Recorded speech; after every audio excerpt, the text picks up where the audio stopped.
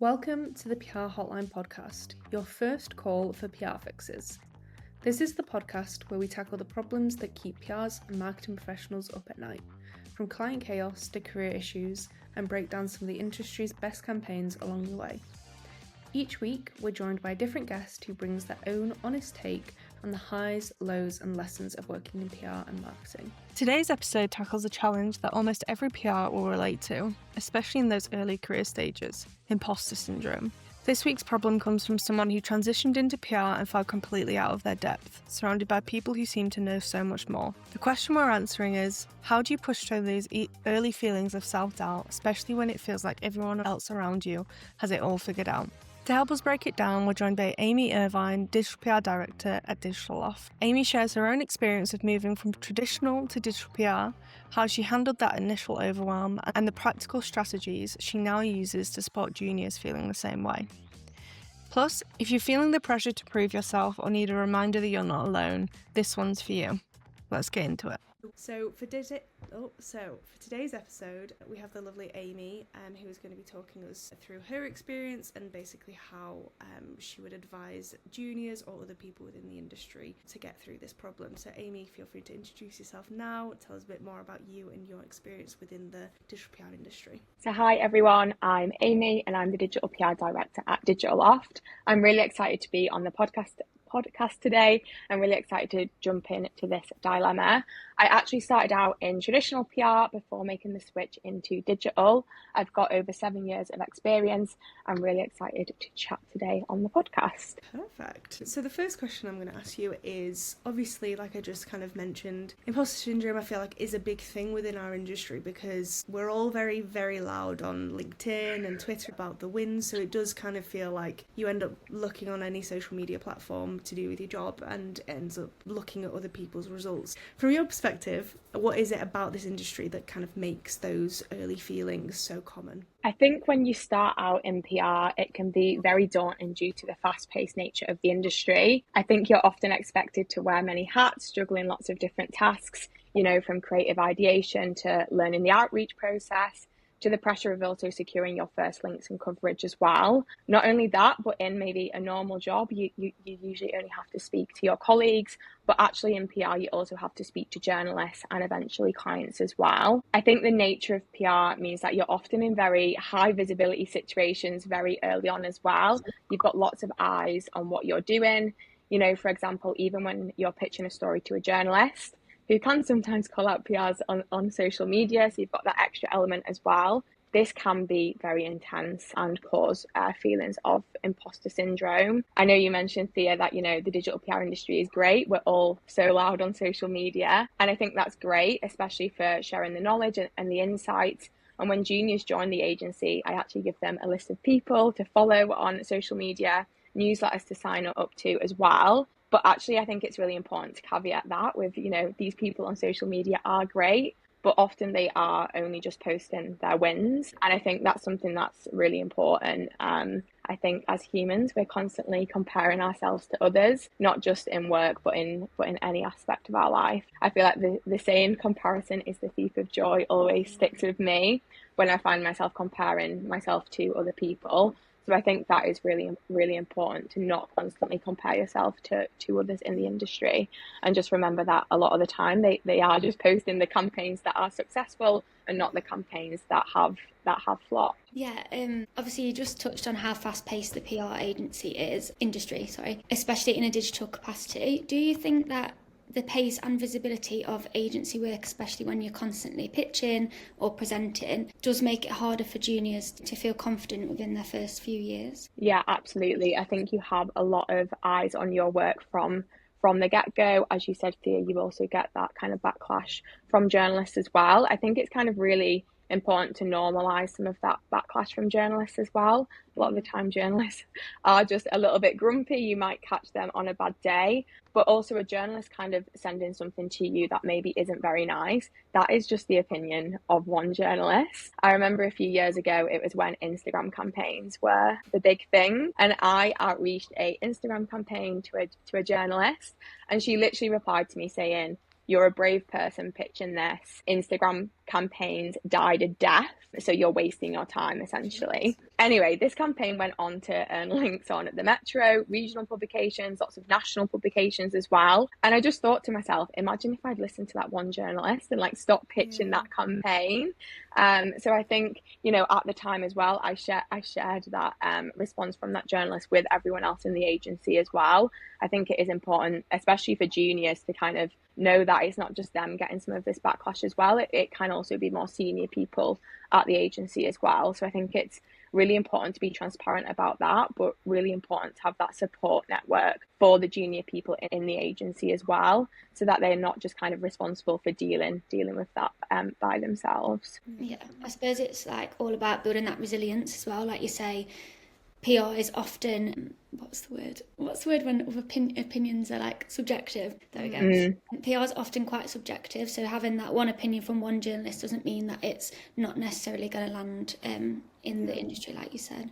Yeah, definitely, you proved them wrong. Kind of, again, building on to what Grace has just said then, how would you say that these kind of younger execs, interns that are coming into the digital PR industry, how would you say they'd kind of like build that resilience when kind of navigating these challenges within digital PR? So I think it's really important that when a junior person comes into an agency, is that they're actually equipped with all the tools and the training to deal with these situations. So something we do at Digitaloft is we have that really thorough onboarding process and training plan. We take them through kind of every stage of the PR process, set them tasks, give them feedback in those early days until they kind of feel confident that they have nailed those basics. We also kind of put a lot of time into that onboarding process as well. You know, it's not just like a week and you're done. It will often kind of last for at least a month, because you can't just learn everything there is to learn about PR in one go. There's so many kind of different aspects for it.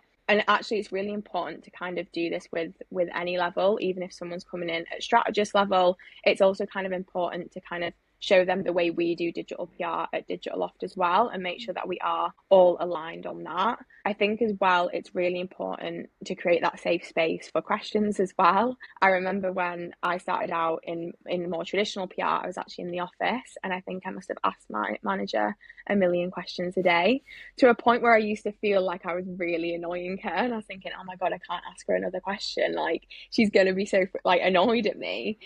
But actually, I think it's important to kind of encourage those questions, because that is the way that you learn. Yeah. And again, at any stage of your career, I think actually constantly asking those questions and, you know, immersing yourself in the industry is definitely one of the best ways to learn, and also the best ways to know how to handle those situations and build that resilience as well. I think just on to one of the points that we were talking about earlier, I think like that transparency and open to like communication within the team.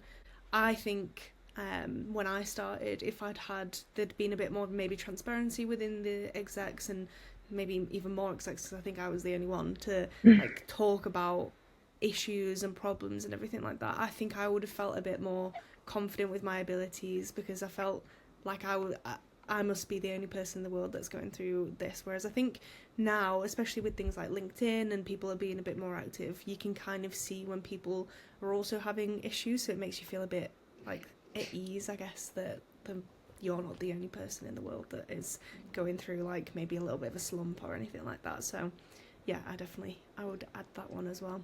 Yeah, definitely. I think we've definitely got better as an industry on being a bit more open and transparent. I remember when I started out, people would only post the campaigns that they'd got hundreds of links for. You would never kind of see someone, you know, posting a campaign that had only had a handful of links. Obviously, the industry has changed massively since then, and actually, if a campaign has a handful of high quality relevant links, that's probably going to have much more impact. I do agree. I think that people have got a little bit more honest and transparent with the challenges that they face as well, which I think is really important. So in terms of an industry as a whole then, so we've talked about how it's getting a bit better, but is there anything that you think as an agency or with like team leaders or managers or directors at other agencies we should all be kind of doing to make sure that it's a bit more of a safer space for juniors to learn and them to kind of be safe to make those mistakes if needed? I know that even now I probably accidentally put a journalist name wrong or something like that. So like, how can we make sure that that space is a bit more open and safe for juniors? Yeah, I think it's really important to ease those early stage pressures for junior team members, and it definitely does sit with your responsibility as a senior leader, but also with the line managers as well. I think regular check-ins is important for anyone at any stage of their career, but especially for junior members. I'd always recommend having those weekly check-ins for junior members while they are getting settled into that new role, the new industry. Everything is so new to them. I think a lot of the time, actually a lot of kind of juniors will have never even received feedback before, so they can take that quite personally. So it is really important to kind of approach that with empathy, make sure that they know it's not personal. This is just kind of, how a business works. This constructive feedback is coming from a good place, and it's kind of to help them progress in their career as well. Something else that we do at Digitaloft is we will offer a director check-in. So this is when we make our diaries available to anyone in the team at any time, but especially in those first few weeks of someone joining the agency, I will actually pop a call in their diary. This helps me kind of get feedback on our onboarding process, making sure that they feel really settled into the team, but also establish that relationship with them as well, so they know that the senior team are on hand to support. I think sometimes the senior team some agencies feel really far away and like nobody can approach them, and that maybe they're not even kind of humans, where I think it's nice to actually share some, experiences from your career in those check-ins as well. I remember when I first started, one of my managers, she actually told me loads of mistakes she'd made, and kind of, but we're only human. People are going to make mistakes, and, like you said, you sometimes are going to put the wrong name to the wrong journalist. These things do just sometimes happen. Yeah, definitely. Do you find that having that first kind of like contact point with those juniors means they feel a bit more comfortable to like come to you, maybe if there was like quite a serious problem that they needed help with, or like do you find that it makes a bit of a difference between that confidence with the juniors, I guess? Yeah, definitely. I think it just opens up those lines of communication. A lot of the time I will have been involved in the interview process, so it just kind of is kind of a step on from that. I'm obviously not involved in the day-to-day, but just to kind of create that safe space for anyone at the agency, that if they do have a problem, they are feeling a certain way, they know that they can come and speak to me. Yeah, definitely. If someone is listening to this podcast episode and maybe just stepped into their first PR role and they are struggling with imposter syndrome, what is one piece of advice or an actionable thing that they can try this week to really shift their mindset? So something that we say to all kind of juniors and anyone at Digitaloft is actually to start to build out a success log. So have you just landed your first piece of regional coverage? Make sure you screenshot it, save it into that folder. Have you got some really good feedback from your manager? Add that to your success log. Did someone maybe shout out about your campaign on social? Did it get featured in a newsletter? All of these are kind of small wins, and I think when you have that self-doubt creeping in, going back and looking at that success log, I can't say that word, is actually a really nice way to kind of remember just how far you have come. I think it's also a really nice thing to have when you're going into your performance reviews. In PRs, we're juggling so much. It's such a fast-paced environment. You can easily forget how far you have come, and even like the little things you have done over the space of 3 to 6 months. So kind of having all of these successes to go into that review and really demonstrate to your manager as well. But I would also recommend speaking to your manager if you are feeling any feelings of imposter syndrome, because they can really help you reframe your thinking. I think a manager can really make or break a junior in PR as well. It is so important to have a manager that is going to champion you and going to support you throughout your career, because I know it's not ER, but PR definitely is kind of, a high pressure environment, especially for junior members of the team as well. I also think as well that, imposter syndrome doesn't mean that like you can't do something. It actually kind of does prove that you do care about the job. And in PR, if you have that kind of passion for the industry, if you have that drive, that's kind of, you're already halfway there. We do have to learn to be so resilient, as you mentioned earlier, Grace. It's not the easiest industry to work in. It's constantly moving, it's constantly changing. But some of the best PRs I work with just learn how to adapt and learn to build up that resilience. And I think it is important to reframe your thinking and view that imposter syndrome as an opportunity to grow in your career. Yeah. I think it's really important for like education of the industry as well, especially stepping into your first role, knowing how the PR news cycle can just change like that. I know when I first started, I'd maybe get quite a lot of links one month and I'd be really happy, and then the next month I won't get so much. I'd be so hard on myself. But it's learning that the industry can change so quickly, and if someone dies, for instance, your campaign's not going to be covered because the whole news cycle just completely changed, and just understanding that it's not a reflection of your work. Yeah, especially if it's a member of the royal family. Yeah. I think that is a really good point as well. I think there is that pressure to land coverage and links, and that never really goes away. Like in PR, a lot of the time you're only as good as your last month of links and coverage. That's a lot of the time of kind of what clients are so hyper focused on, rightly or wrongly. And I think for junior members of the team, it's really hard for them not to compare themselves to other people and to think, oh my God, I'm not earning enough links and coverage. And I think it comes back to what I said earlier, is you need to try and not compare yourself to everybody else, because whether a campaign lands, it isn't just down, to your outreach, but it's down to, the nature of the campaign, the quality of the data, but also the industry. We all know that some industries are so much easier to land links and coverage for than others, as well as that wider media landscape as well. Yeah, definitely. And so I'm going to probably ask the same question, but in terms of people who have been in the job for 5 years, 6 years, 7 years, 8 years, and they're experiencing imposter syndrome, would there be anything in particular different that you would suggest to them? Because I mean, for example, when I first started in PR, my manager was Ellie Ray, and she told me to make a little success folder, and I just did it for a couple of weeks and then I completely forgot about it.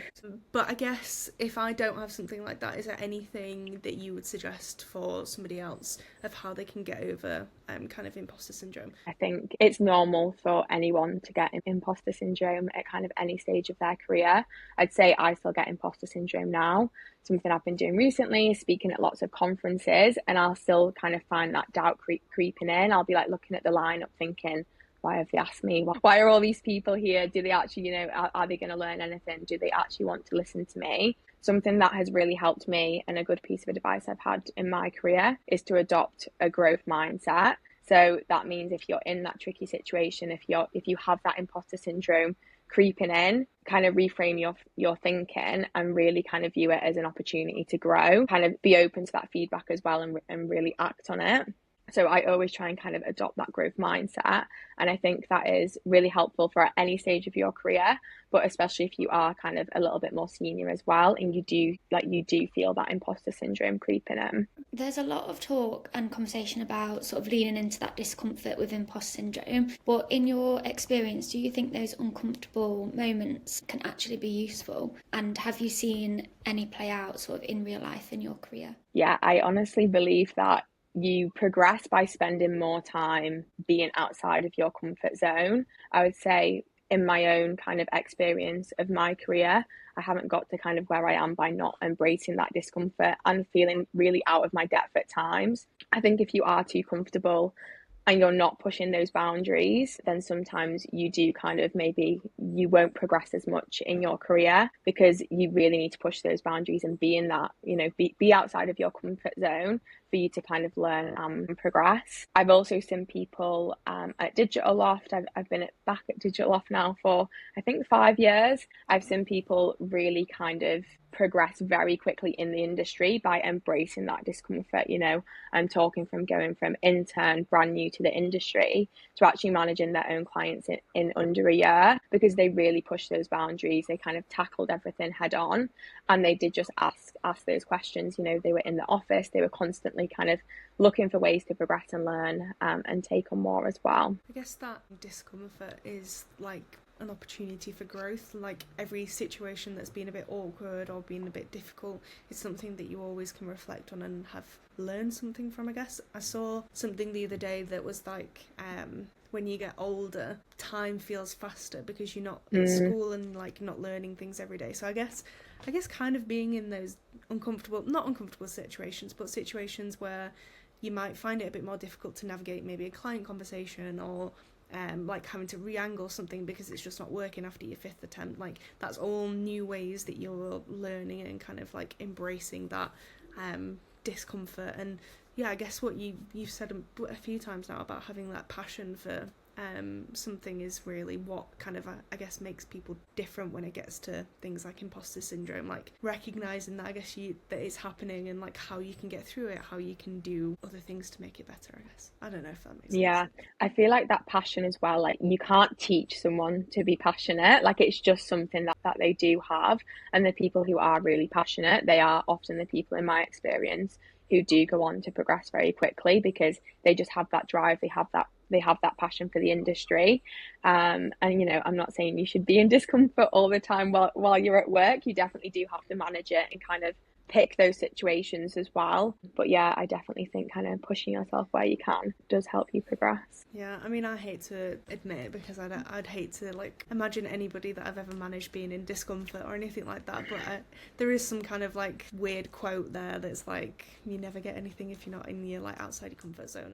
So in terms of for imposter syndrome, how important do you think it is for your manager to either be able to like maybe even recognize that somebody's going through quite a difficult period, or like, yeah, how important is it to you, do you think? It's really, really important. I think if I think back to my early years in PR, I always think of my amazing managers. They really set me up for success, and I think a good manager can make the world of difference.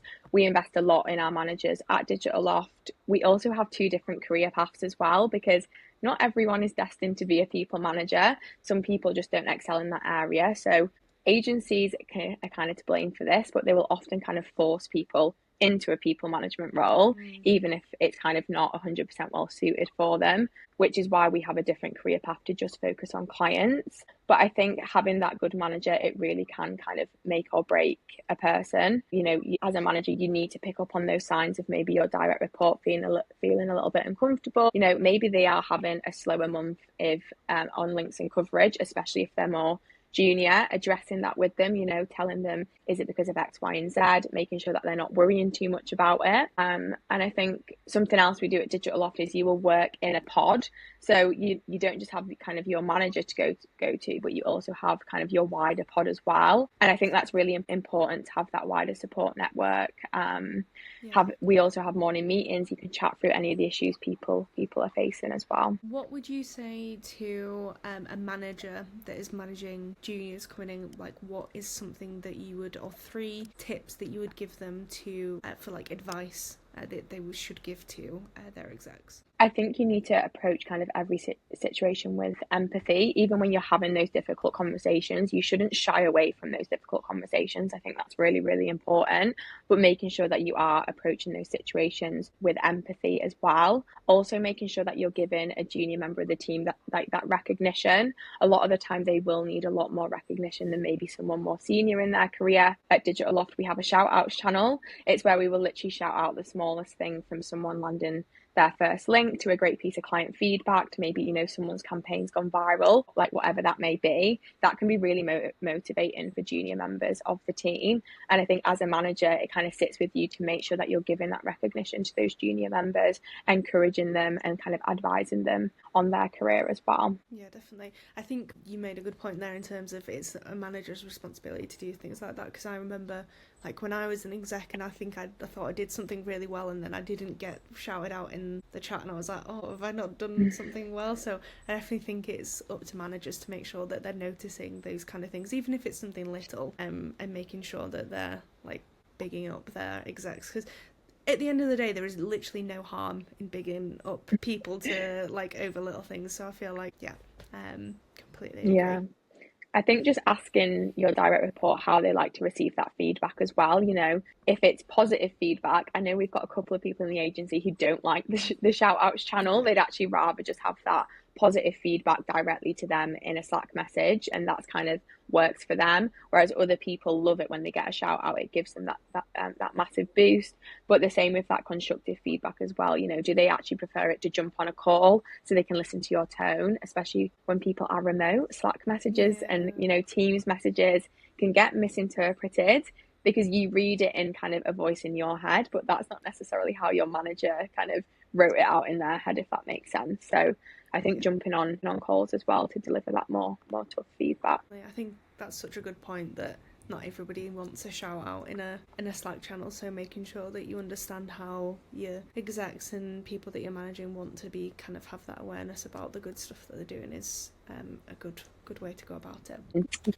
Now we're going to move on to talking about a campaign that Amy has brought in. If you want to introduce the campaign, Amy, and tell us a little bit about it. Yeah, so the campaign that I brought is by Underwear, and they have created the world's most uncomfortable underwear, which is designed with a specially placed tag to gently irritate men's testicles and prompt them to check for signs of cancer each month. So the reason they have done this is because that actually, when caught early, 95% of men beat testicular cancer. But not only that, but each tag, which is irritating, also then does have the instructions on how to carry out a self-examination, making sure that all men are also equipped with the information that they need. So it's not just an awareness piece, but it also has that call to action to really kind of have that impact. I think that is kind of a really great way to increase that brand awareness for such an important issue. 1 in 2 of us will get cancer. My family has directly been affected by cancer recently, and it is such an awful illness.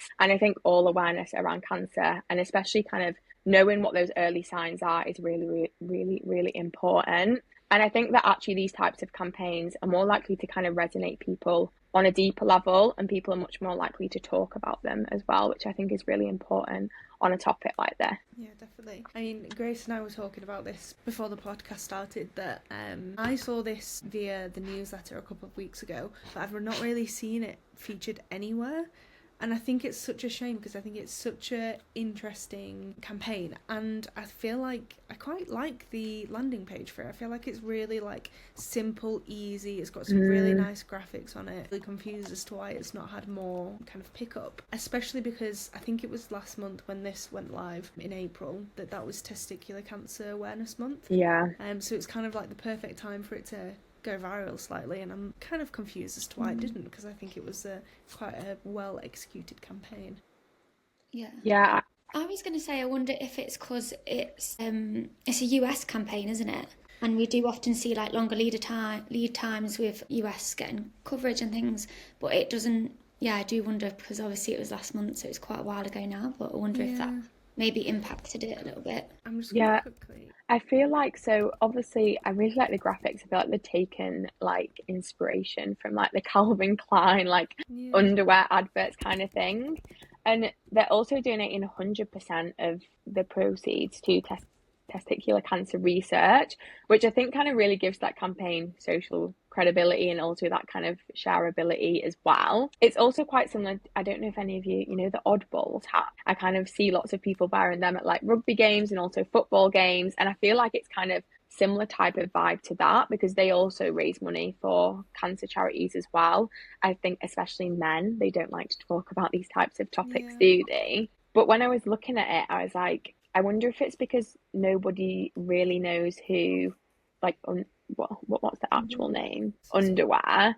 So it's almost a little bit like unclear. Is it a charity? Are they kind of like a fashion brand? And I think maybe they could do with a little bit more content on site. So I feel like it's kind of a really great campaign. Maybe that kind of, that outreach element has maybe kind of fallen short a little bit. Yeah, I think also kind of just about what you just said there about like they're taking inspiration from the Calvin Klein. Maybe they should have got somebody who was like a bit more well known to be the model for it, and then it would have had that kind of like celebrity element to it that would have pushed it. I was thinking the exact same, like if they had that celebrity influence, would it amplify the campaign a little bit more and put like that name behind it, even if it's someone like you say, even a model or someone that has been affected by cancer as well, just to give it an extra element. 100%. I think as well, when I was looking at the campaign, I was like, I do think like the messaging could be a bit stronger. They've kind of gone in with the world's most uncomfortable underwear, and while that's kind of a great hook, actually it would have been better to use something like underwear that could save your life.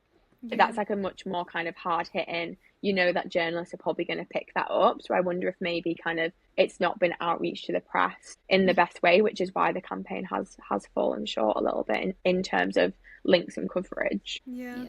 I've just found out who it's by, and it's actually by a brand called Hoodies.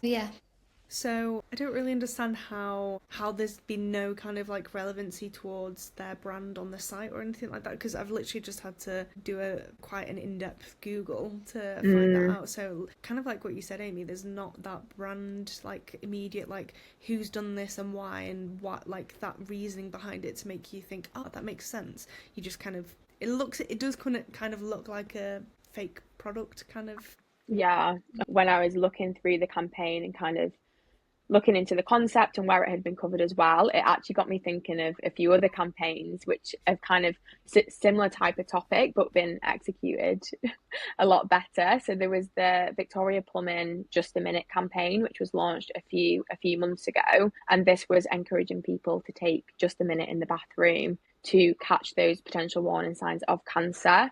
Because what the research did was it actually analysed the NHS website and the different illnesses, and it revealed that 9 in 10 cancers show symptoms in the bathroom, which obviously has that relevance back to Victoria Plumbing. So again, this was kind of going into that really emotional topic and important topic of cancer, but it had that clear relevance to the brand as well. And then there was also one, I think it was last year now, but I absolutely loved this campaign.